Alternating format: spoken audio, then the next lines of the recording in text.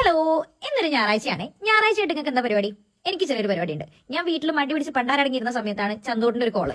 കണ്ട സാധനങ്ങൾ മൊത്തം വാരി വരച്ച് തിന്നരുത് പറയുന്ന റീസൺ ഇതാ. കണ്ടോ, എന്റെ മുഖത്ത് നിറയെ പിമ്പിൾസ് ആണ് ഇപ്പോൾ. അതുകൊണ്ട് ഞാനിപ്പോ ഡയറ്റില്ല, ചോറും കറിയൊക്കെ കുറച്ചുകൂടി അധികം തിന്നുന്നുണ്ടെന്നേ ഉള്ളൂ.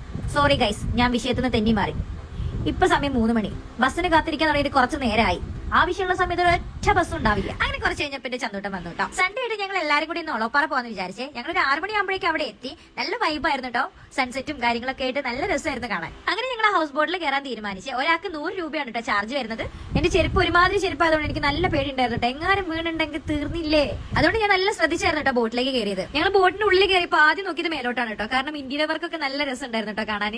കുറച്ച് കഴിഞ്ഞപ്പോൾ അടിപൊളി പാട്ടൊക്കെ വെച്ചു കേട്ടോ. നല്ല വൈബാക്കിയിട്ടായിരുന്നു കേട്ടോ ബോട്ട് യാത്രയൊക്കെ. ആ വൈകുന്നേരത്തെ ആ വൈബും തണുത്ത കാറ്റും പിന്നെ ബോട്ടിലെ പാട്ടൊക്കെ ആയിട്ട് അടിപൊളിയായിരുന്നു കേട്ടോ.